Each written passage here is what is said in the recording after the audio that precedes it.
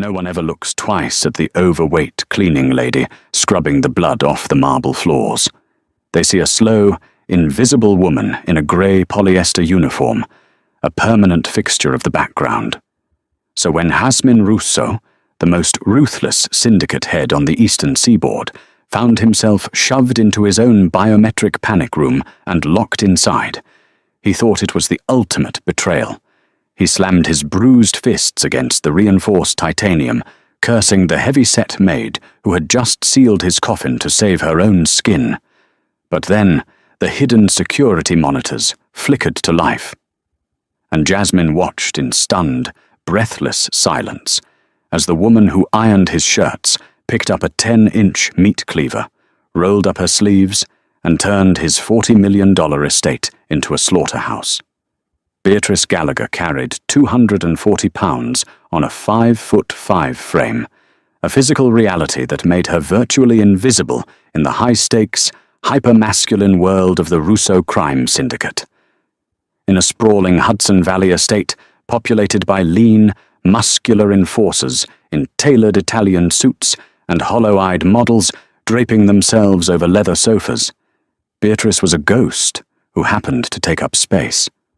Her grey uniform was always impeccably pressed, her thick, greying blonde hair pulled back into a severe bun, and her orthopedic, rubber-soled shoes squeaked a dull, rhythmic pattern against the imported travertine tiles. To Jasmine Russo, the 36-year-old undisputed boss of the organization, she was simply B. She was a utility, no different from the sub-zero refrigerator in the kitchen or the silent HVAC system that kept the mansion at a crisp 68 degrees. She dusted his imported mahogany bookshelves. She emptied the heavy crystal ashtrays left behind by his underboss, Leo Cavallo. She knew exactly how to scrub the stubborn stains of cordite and dried blood from the cuffs of his bespoke Brioni shirts without asking a single question. It was a Tuesday night, raining sideways against the floor-to-ceiling ballistic glass of the estate's west wing. The house was unusually quiet. Joanna Pendleton, the head of Jasmine's personal security detail, had scaled down the interior guard presence for a private sit-down Jasmine was supposed to have with a few coupos later that evening. Joanna, a former Delta operator with a scar bisecting his left eyebrow, had always treated Beatrice with outright disdain. He would purposefully track mud onto the freshly mopped foyer, just to watch her heave her weight down onto her knees to clean it again. Beatrice never complained. She would just retrieve her bucket, her breathing heavy but steady, and do her job. Jasmine was sitting in his cavernous study, nursing a glass of 20-year-old Macallan. The dim glow of the fireplace cast long, flickering shadows across his sharp jawline and the dark, exhausted circles under his eyes. He was reviewing shipping manifests from the port of Newark, calculating the losses from a recent raid by the feds. In the corner of the room, near the antique globe, Beatrice was methodically polishing the brass trimmings of a display case. The only sound in the room was the soft shh, shh of her microfiber cloth and the crackle of the burning oak. Jasmine didn't even register her presence. She was just part of the furniture. He didn't notice the way her pale blue eyes occasionally darted toward the windows, tracking the rhythm of the storm outside. He didn't notice that despite her heavy frame, she moved with an odd, fluid economy of motion, never bumping into tables, never knocking over the fragile artifacts that littered the room. And he certainly didn't notice the way she suddenly stopped polishing, her head tilting slightly to the left, like a hound catching a scent on the wind. It was 11:42 p.m. The first sign that something was horribly wrong wasn't an explosion or a gunshot. It was a subtle, almost imperceptible shift in the atmospheric pressure of the room. The ambient hum of the estate's central server down the hall abruptly cut out. Jasmine frowned, looking up from his papers. "Joanna?" he called out, reaching for the radio on his desk. Static hissed back at him. "Joanna, "The backup generators better kick in within 10 seconds. Jasmine snapped, his voice tight with the innate paranoia that kept men in his profession alive. From the corner of the room, Beatrice's voice broke the silence. It was the first time Jasmine had heard her speak more than 2 words in 3 years. Her voice was low, gravelly, and entirely devoid of panic. "They won't, Mr. Russo. The localized EMP tripped the primary circuits, and they've already severed the hard lines to the diesel backups." Jasmine froze, staring at the overweight maid. She had dropped her polishing cloth.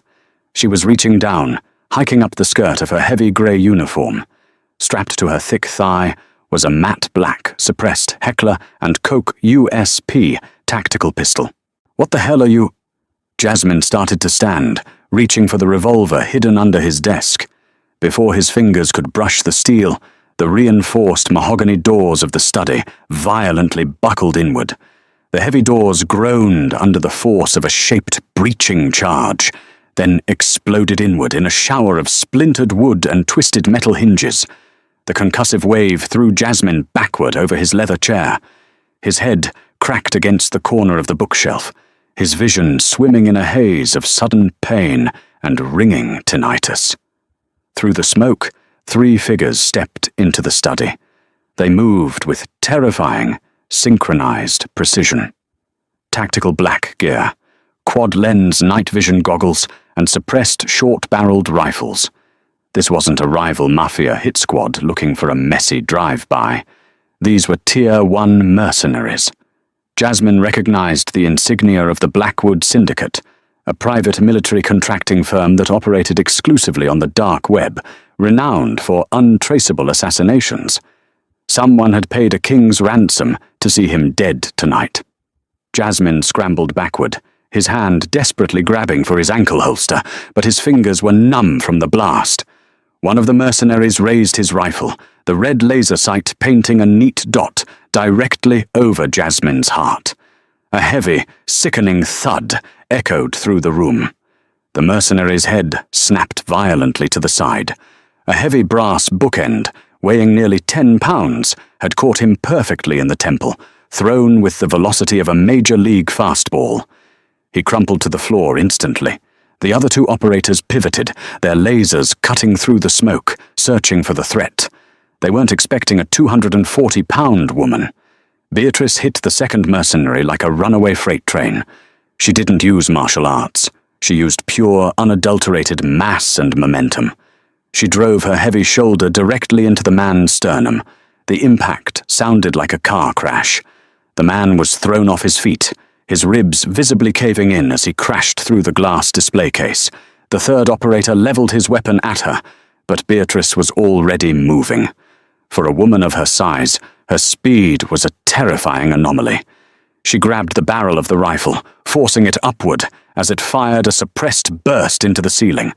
With her other hand, she drove the heel of her palm upward, crushing the cartilage of the man's nose upward into his brain pan.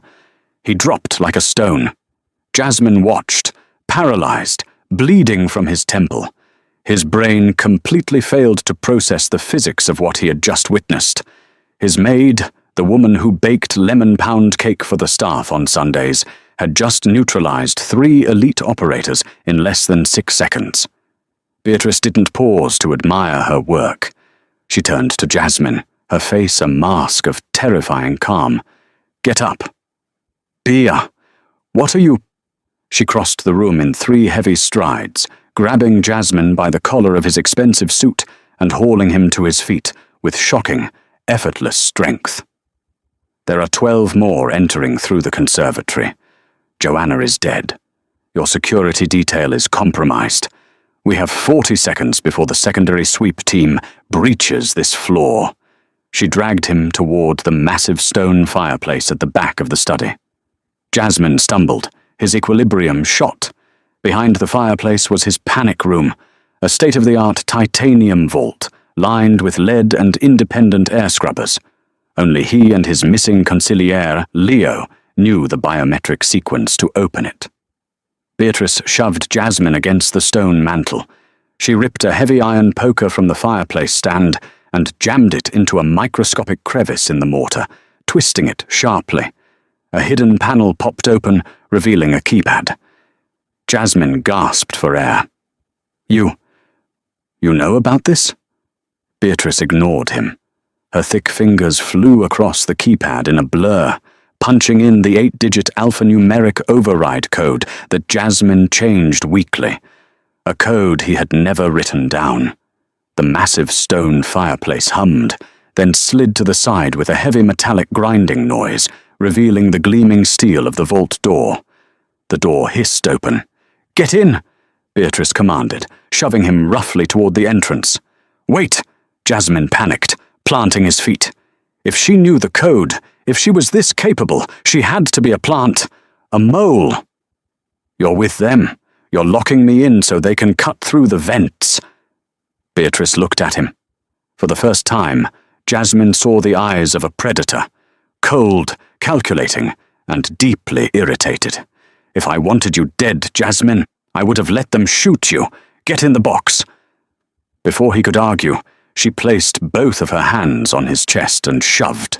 The sheer kinetic force of the push lifted him off his feet, sending him tumbling backward into the brightly lit panic room. He crashed onto the emergency cot inside. "Wait, B!" Jasmine yelled, scrambling to his knees, but she was already closing the heavy vault door. "Stay quiet, don't touch the comms." The heavy titanium slab slammed shut, the locking mechanisms engaging with a series of loud, heavy thunks. Jasmine rushed the door, slamming his fists against the cold metal. "Open the door! Gallagher, open this damn door!" he roared. He was locked in. He was entirely at her mercy. He backed away, running his hands through his dark hair, his chest heaving. He had been betrayed. He was blind and deaf in a steel coffin while mercenaries roamed his home. Then, a green light blinked on the control console embedded in the wall. System override. Internal monitors active. Beatrice hadn't shut the system down. She had powered up the internal closed-circuit television grid for him. Jasmine staggered to the console and tapped the touchscreen. Instantly, a grid of 16 high-definition, infrared-capable camera feeds illuminated the dark panic room. He had full visibility of his entire estate. The study, the grand hallways, the subterranean kitchens, the wine cellar. He found the feed for his study. The room was empty, save for the 3 dead or unconscious mercenaries on the floor. Beatrice was gone.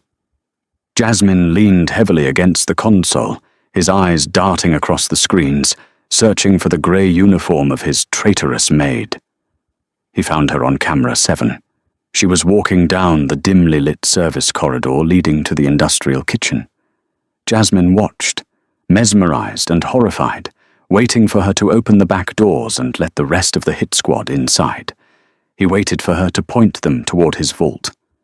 Instead, he watched Beatrice Gallagher stop in the middle of the hallway. She reached behind her back and unfastened the tight, restrictive apron of her uniform, letting it drop to the floor. She rolled up the sleeves of her grey dress, exposing thick, muscular forearms corded with veins and scarred with old, faded burns. She didn't run. She didn't hide. She walked into the kitchen, picked up a massive, carbon steel meat cleaver from the magnetic block, and waited in the shadows. She was going to hunt them. Jasmine stared at the monitors, the silence of the panic room ringing in his ears, broken only by his own heavy breathing. On the screens, the brutal reality of the invasion unfolded in silent, high-definition terror. On camera 2, the main foyer, a squad of 4 Blackwood mercenaries moved in tight tactical formation. They stepped over the body of Joanna Pendleton, who lay in a growing pool of dark blood near the front doors. They were communicating via hand signals, sweeping the rooms methodically. On camera 7, Beatrice stood perfectly still in the cavernous, stainless steel industrial kitchen. The emergency lighting cast long, ominous shadows across her wide frame. She held the heavy meat cleaver loosely in her right hand. In her left, she had picked up a heavy cast-iron skillet, gripping it by the handle like a buckler shield. She looked absurd, a fat, middle-aged woman in a maid's dress, standing in a kitchen with cooking utensils. But having felt the crushing power of her shoulder, Jasmine wasn't laughing. The radio comms from the mercenaries must have alerted the others that the study team had gone dark. The feed on camera 4 showed 2 operators detaching from the main group and heading down the service corridor toward the kitchen, their rifles raised. "Run, B," Jasmine thought, his hands gripping the edge of the console. "You're a heavy woman.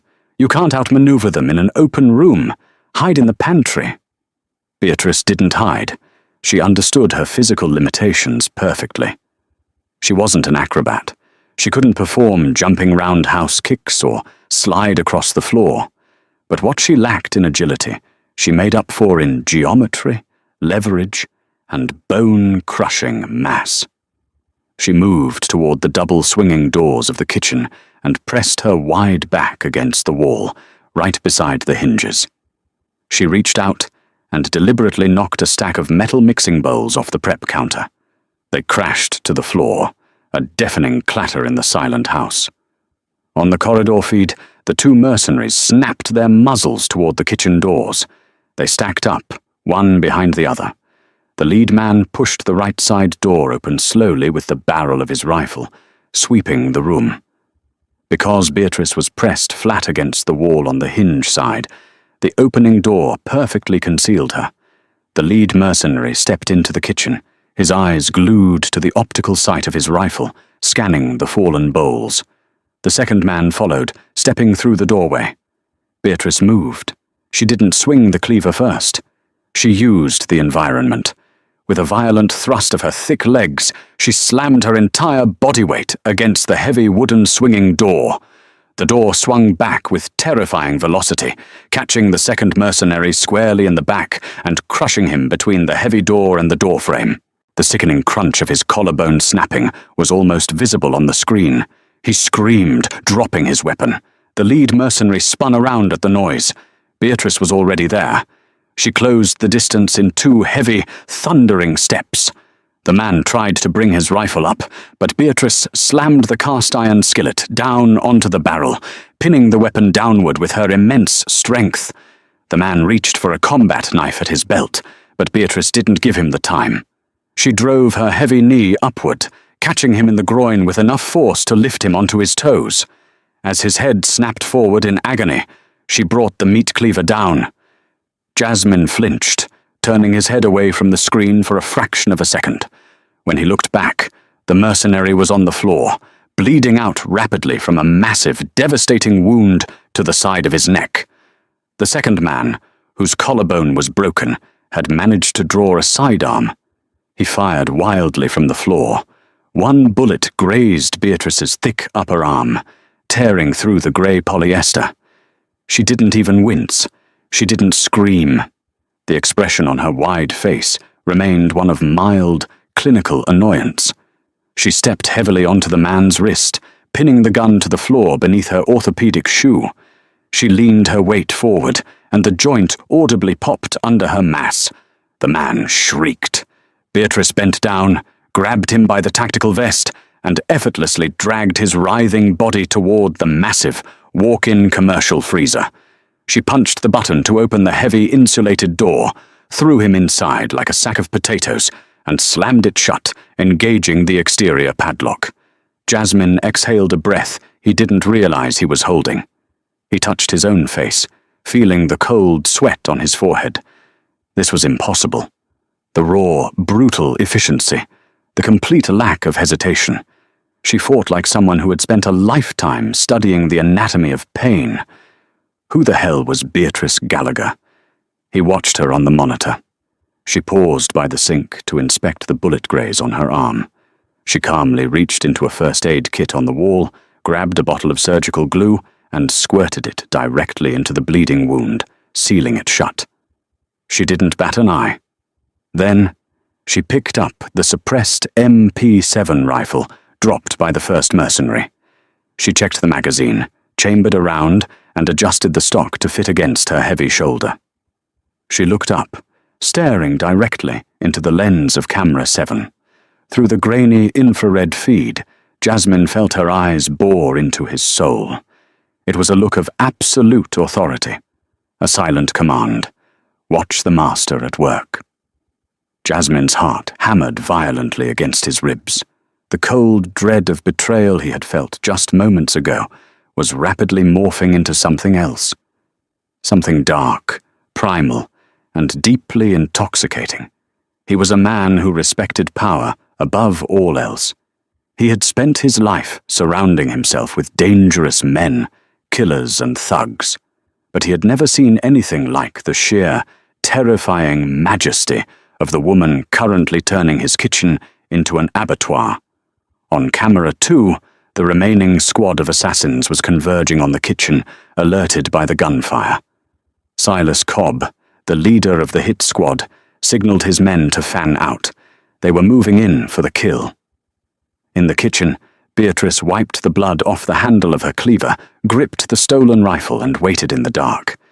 The invisible woman was finally making herself known, and Jasmine Russo, locked safely in his titanium cage, couldn't look away. The monitors in the panic room glowed with the cold green tint of infrared.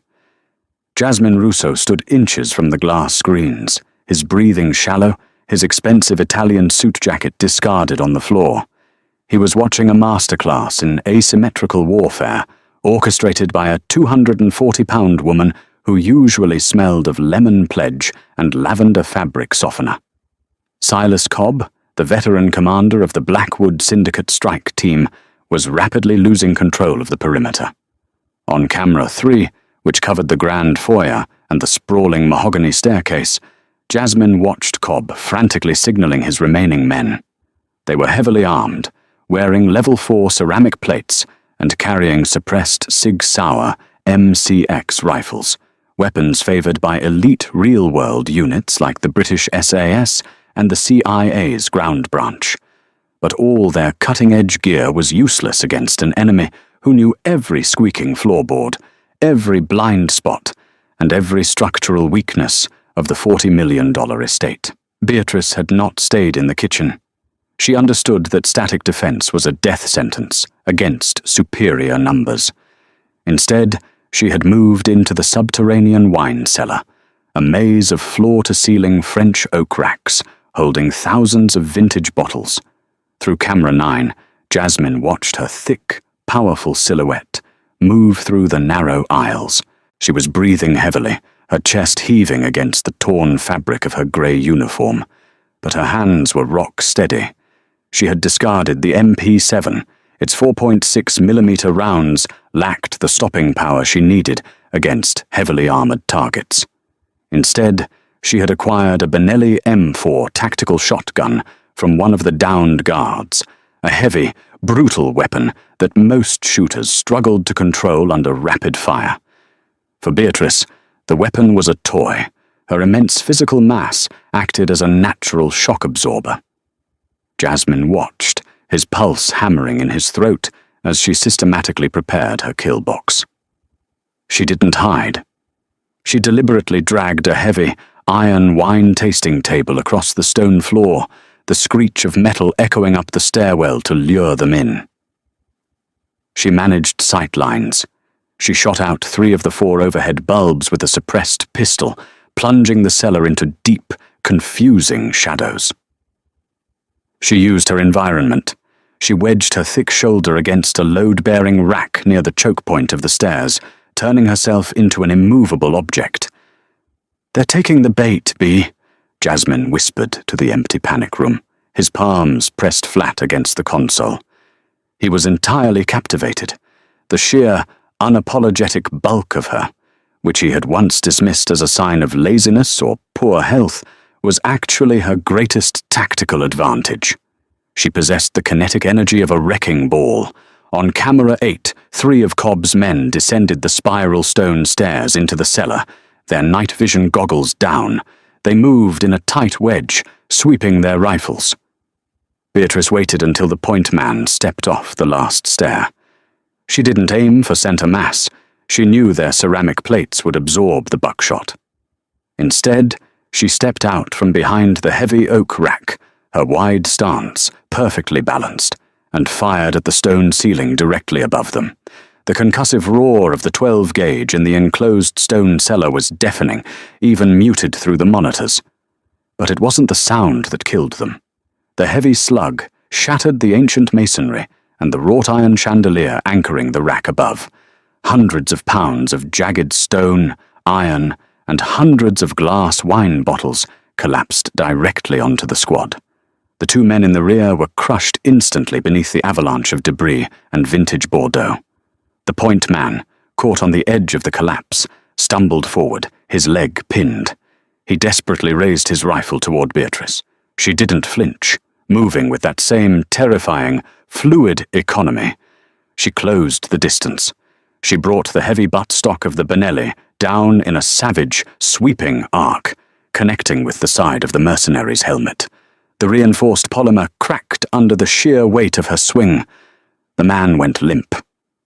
Jasmine let out a harsh, ragged breath. He dragged a hand through his dark hair, leaving a streak of dried blood from his temple. He had spent his entire life commanding ruthless men. He had ordered hits, negotiated with cartels, and stared down federal prosecutors without blinking. But watching Beatrice Gallagher heave a breath, calmly eject a spent shell, and wipe a splash of red wine, or perhaps blood from her cheek, he felt a visceral, electric jolt of pure attraction. She wasn't a victim. She wasn't a bystander. She was a goddamn apex predator. And she was his. Upstairs, the silence was tearing Silas Cobb apart. He had entered the Russo estate with 12 top-tier operators. He was now down to 5, and they hadn't even scratched the paint on the titanium panic room. Jasmine watched Cobb on the study monitor. The mercenary ripped off his night vision goggles, his face pale and slick with sweat. He grabbed his radio. "Team 2, sit rep," Cobb hissed. "Garrett, report." Static. Cobb kicked a mahogany chair across the room, splintering it against the wall. "Burn it down," he barked to his remaining men. "Forget the quiet infiltration. Grab the incendiaries. If we can't crack the vault, we'll cook Russo alive inside it. Sweep the halls. Shoot anything that moves, and start lighting the drapes." In the panic room, Jasmine's blood ran cold. The vault had independent air scrubbers, but it wasn't rated to withstand a prolonged structural fire. If the mansion collapsed on top of him, he would be buried alive in a superheated oven. He frantically searched the camera grid for Beatrice. He found her on camera 12, limping slightly as she made her way up the servants' stairwell to the second floor. The adrenaline was wearing off, and the sheer physical toll of moving her heavy frame at maximum output was starting to show. Her grey dress was soaked in sweat and grime. She doesn't know about the fire, Jasmine realized with a jolt of panic. He looked at the control console. There was an internal PA system, designed for the head of security to issue estate-wide commands. If he used it, he would give away her position to the mercenaries. But if he didn't, she would walk right into a wall of thermite. Jasmine made a split-second decision. He toggled a specific switch, activating only the localized speaker in the second-floor servants' corridor. He leaned into the microphone. "B." On the monitor, Beatrice stopped dead in her tracks. Her head snapped up, her pale blue eyes scanning the ceiling until they locked onto the hidden camera lens. "It's Jasmine," he said, his voice dropping an octave, losing the haughty arrogance of a Mafia Boss and replacing it with the urgent, intimate tone of a partner. "They're abandoning the extraction. Cobb is ordering them to burn the house down with incendiaries. They have thermite charges. You need to get out. Take the service elevator to the garage and take one of the armored SUVs. Leave me." Beatrice stared at the camera for a long, agonizing second. Her chest heaved. She reached up and pulled the pins out of her severe bun, letting her thick, graying blonde hair fall loose around her wide shoulders. She looked exhausted, battered, and utterly magnificent. She didn't speak. Instead, she raised her thick, calloused right hand to the camera lens, and tapped out a rapid sequence on her thigh. Tap, tap, pause, tap. Jasmine's breath hitched. It was a tactical hand signal. Negative. Hold position. Before Jasmine could argue, the heavy oak doors at the end of her corridor blew open. Two of Cobb's men, armed with incendiary launchers, stepped into the hallway. "Contact!" one of them shouted, raising his weapon at the heavy-set woman at the other end of the hall. Beatrice didn't have cover. She didn't have the speed to outrun a thermite grenade. So she charged. It was a terrifying display of momentum. 240 pounds of pure, unstoppable forward motion. She fired the Benelli from the hip as she ran, the heavy recoil barely slowing her down. The first slug caught the lead mercenary in the shoulder joint, spinning him violently into the wall and sending his incendiary shot wild. It hit the ceiling, showering the corridor in blinding, white-hot sparks. The second mercenary, a hulking brute Cobb had called Garrett, dropped his launcher and drew a massive combat knife, bracing for the impact. He expected her to try and tackle him. He expected a clumsy, amateur grapple. Beatrice dropped the empty shotgun an inch before impact and dropped her center of gravity. She ducked entirely under his wild knife swing, driving her thick, powerful shoulder directly into his lead kneecap. The joint inverted with a sound like a snapping tree branch. Garrett roared in agony, collapsing downward. As his face came down to her level, Beatrice grabbed him by the tactical vest with both hands, using his own downward momentum to heave his 200-pound frame entirely over her wide back. She flipped him violently onto the hardwood floor. Before he could recover, she drove her heavy, orthopedic heel directly into his throat, crushing his windpipe instantly. She stood over him in the shower of white-hot sparks, panting heavily, her blue eyes blazing with a terrifying primal fury. The collar of her uniform had been torn completely open in the scuffle.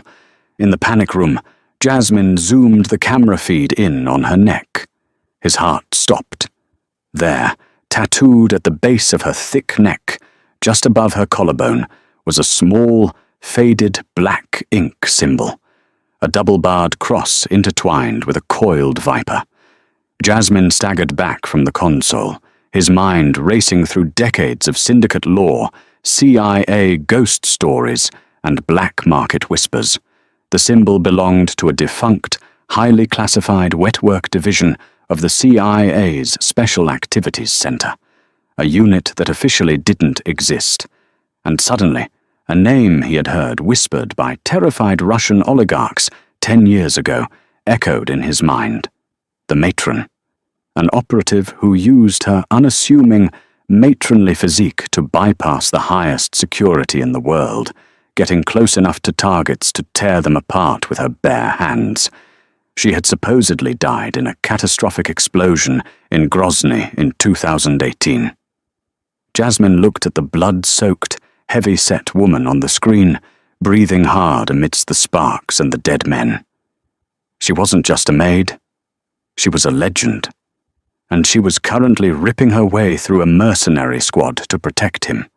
Jasmine slammed his fist down on the console, a fierce, predatory grin spreading across his bruised face. "All right, Bay," he murmured, his voice practically vibrating with newfound reverence. "Let's hunt." Jasmine Russo didn't just watch anymore. He became her overwatch. The biometric panic room, designed to be a passive coffin for a frightened billionaire, was suddenly transformed into a tactical command center. Through the encrypted PA system, Jasmine isolated the audio feed to the second-floor master suite. "B," his voice crackled through the hidden speakers, low and steady. "Cobb is pulling his last 2 men back to the grand foyer. They're abandoning the sweep.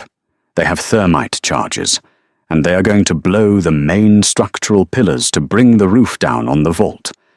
You have 90 seconds before they plant the detonators." On the monitor, Beatrice, or the woman Jasmine now suspected was the legendary operative known as the matron, paused mid-stride. Her heavy chest heaved, the torn grey polyester of her uniform stained with soot, sweat, and the blood of 5 elite Blackwood contractors. She looked up at the camera hidden in the smoke detector. She didn't nod. She just adjusted her grip on the heavy Benelli shotgun and began to move. Her heavy orthopedic shoes pounded against the imported Persian runners.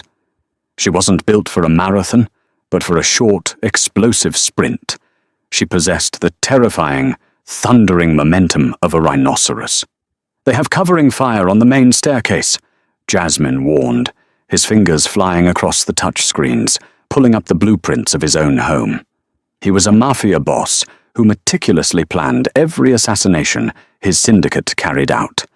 Now, he was feeding tactical telemetry to a 240-pound wet-work legend.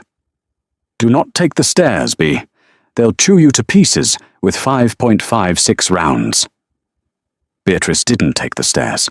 She veered sharply to the left, crashing her heavy shoulder through the locked double doors of Jasmine's private gymnasium.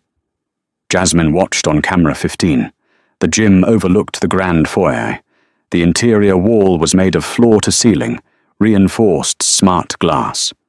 Below her, in the cavernous marble entryway, Silas Cobb and his 2 remaining men were hurriedly slapping grey bricks of military-grade thermite onto the marble columns. Beatrice didn't hesitate.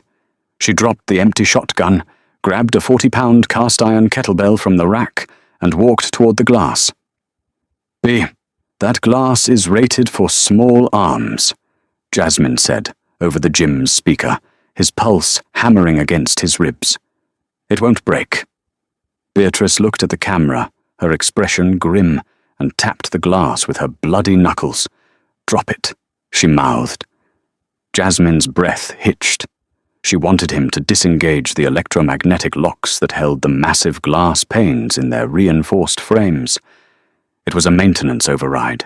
If he did that, the pane would be loose, held only by friction. A dark, feral smile spread across Jasmine's face. He was falling in love with a monster. He punched in his master override code. "Electromagnets disengaged. Give 'em hell, sweetheart." Beatrice took 3 heavy steps back. She gripped the 40-pound kettlebell with both hands, let out a deep, guttural roar that echoed over the open comms, and charged. She didn't just throw the weight, she used her entire 240-pound frame, pivoting her thick hips and driving the iron sphere forward like an Olympic hammer thrower, right as her shoulder slammed into the loose pane of smart glass. The physics were catastrophic. The massive 1,000-pound pane of glass dislodged entirely from its frame, shattering outward under the kinetic bombardment of the kettlebell and her sheer mass. Down in the foyer, Silas Cobb looked up just in time to see a waterfall of jagged, reinforced glass and a 40-pound block of solid iron descending from the second floor. The kettlebell struck the mercenary on the left directly in the chest cavity, caving in his ceramic plates and his sternum with a sickening crunch. He was dead before he hit the marble. The shower of heavy, razor-sharp glass incapacitated the second man, slicing through his tactical gear and severing his brachial artery. He collapsed, screaming, clutching his arm. Silas Cobb, a veteran of countless black ops from Fallujah to Bogota, threw himself backward, narrowly avoiding the lethal downpour. He rolled up to his knees, raising his suppressed Sig Sauer MCX toward the ruined balcony. But Beatrice wasn't on the balcony. She had ridden the falling pane of glass down like a deranged surfer, using the chaotic avalanche of debris to mask her descent. She landed heavily on the marble floor, the impact sending a shock-wave through her thick legs. Most people would have shattered their ankles. Beatrice's dense, heavy frame absorbed the drop with a brutal, groaning flex of her knees. Cobb fired. 3 rounds tore through the thick, fleshy part of Beatrice's left thigh. She grunted, a harsh, animalistic sound, but her forward momentum didn't stop.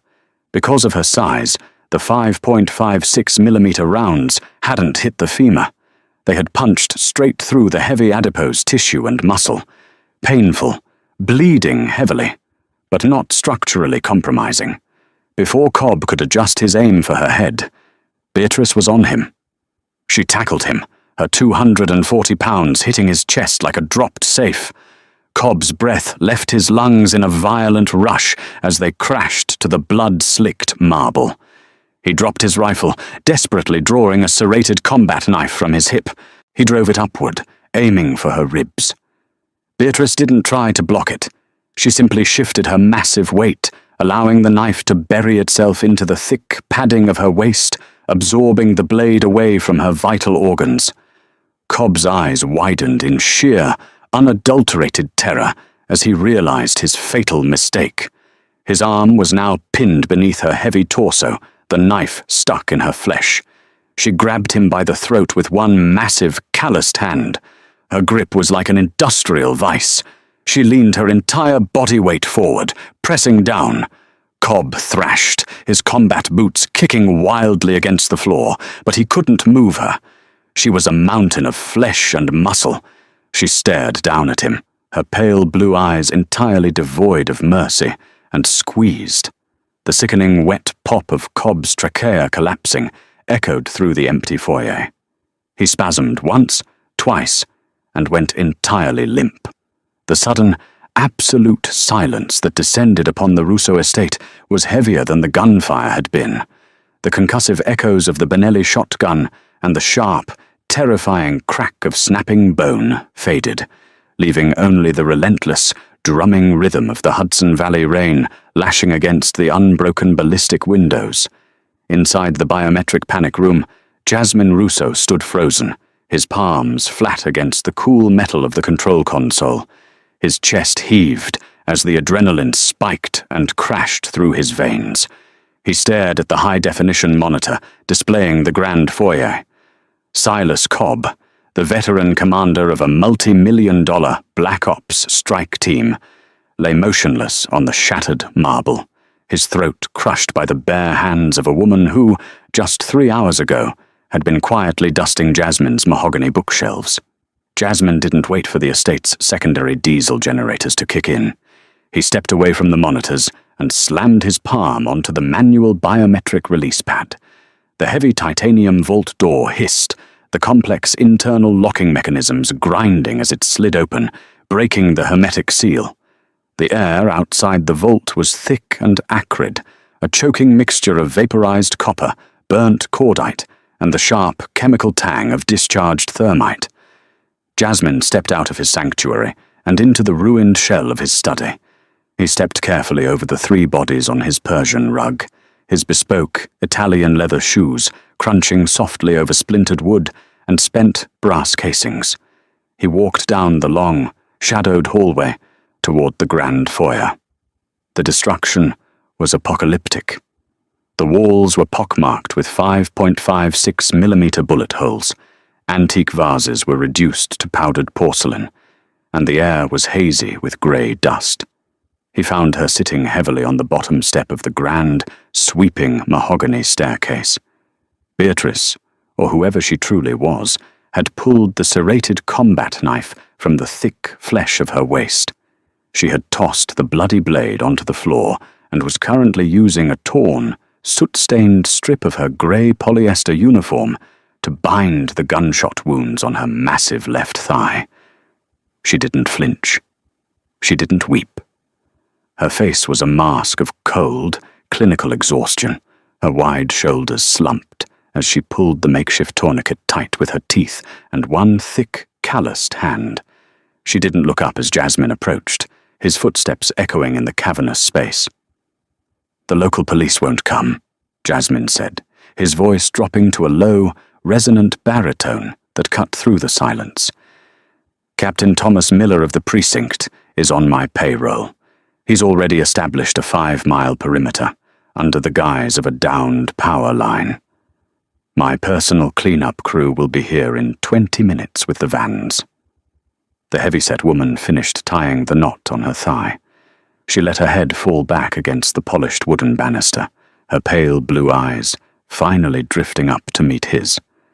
She looked battered, soaked in sweat and blood, her grey hair falling in matted, greying blonde waves around her wide face. "They'll need industrial bleach for the subterranean wine cellar," she muttered, her voice gravelly, lacking entirely the deferential meekness he had ignored for 3 years. "It's a structural mess down there, and you're out of the 98 Bordeaux." Jasmine let out a low, dark chuckle. The sound startled him. He hadn't laughed in months. Not truly.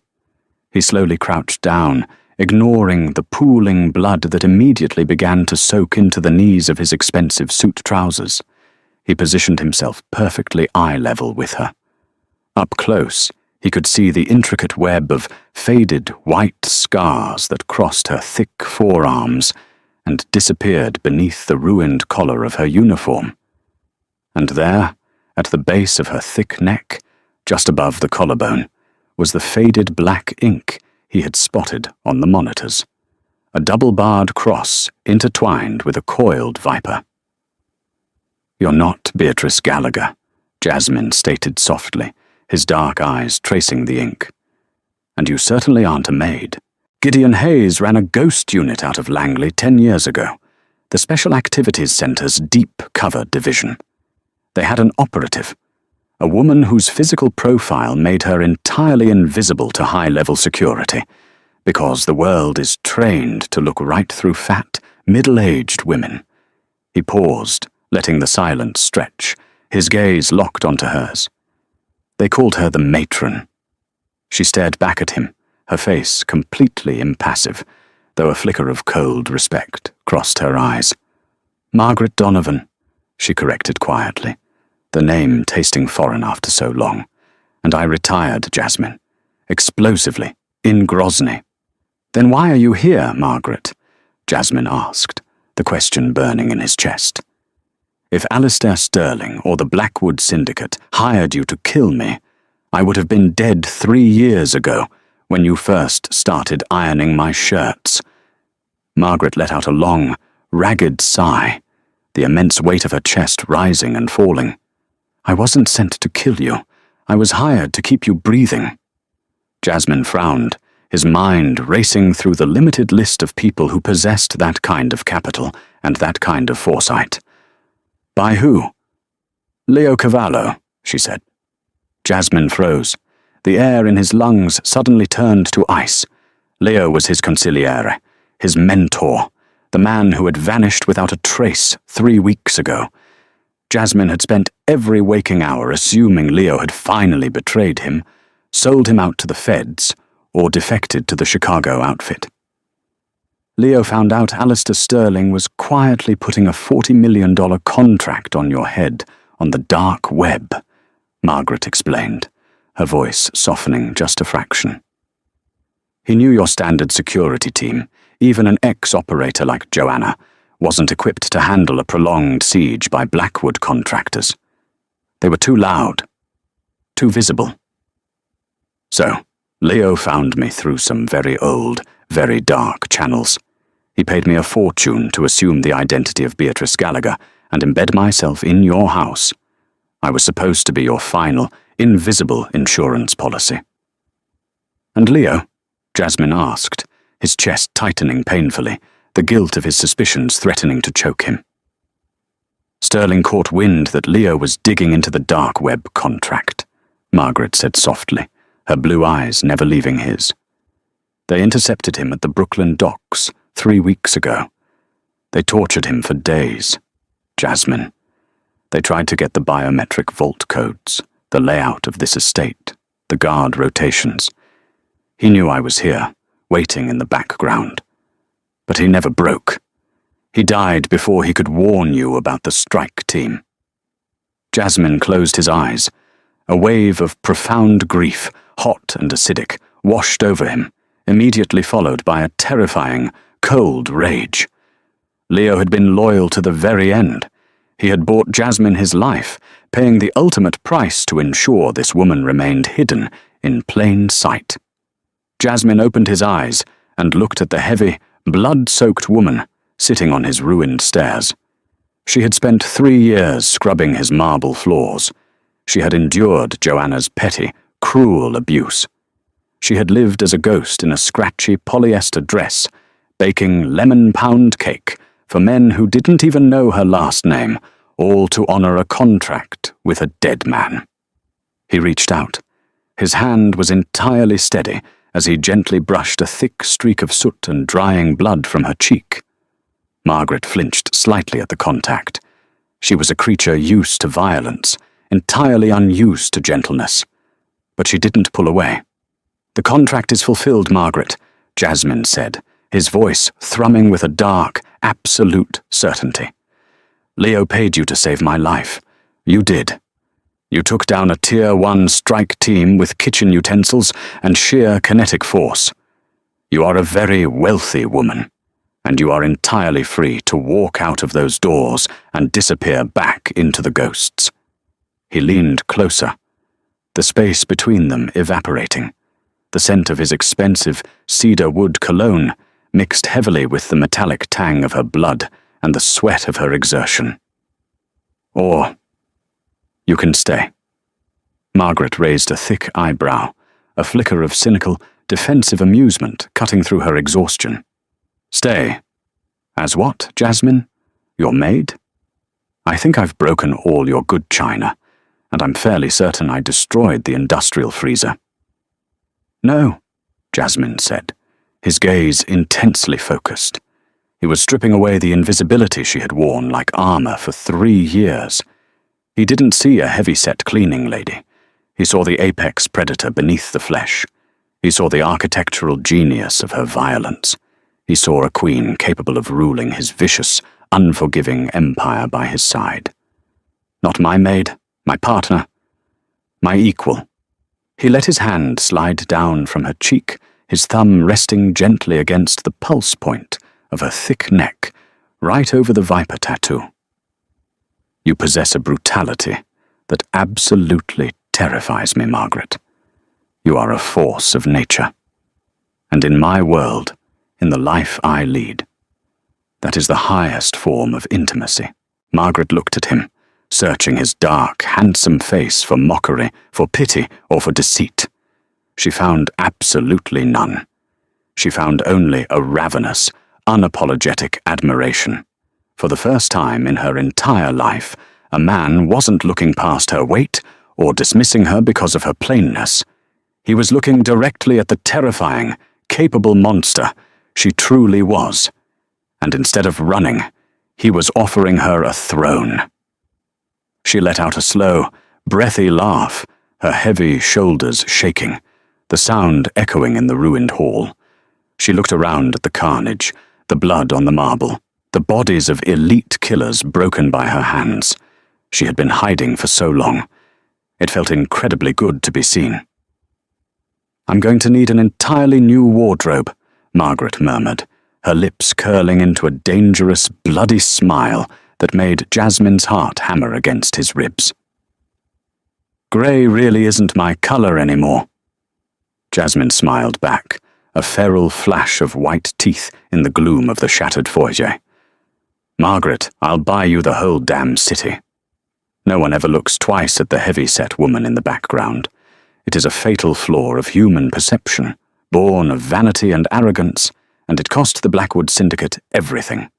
Jasmine Russo learned that night that true power doesn't always come in a tailored suit or a lean, athletic frame. Sometimes, the most lethal force in the room is the one carrying the mop. Margaret Donovan shed her invisibility the moment she shattered that smart glass, and she never put it back on. She didn't just survive the siege, she conquered the estate, and in doing so, she conquered the boss. The Mafia Underworld would soon learn to tremble, not just at Jasmine's name, but at the heavy, thundering footsteps of the woman who stood beside him, the invisible maid who became the undisputed, blood-soaked queen of the eastern seaboard.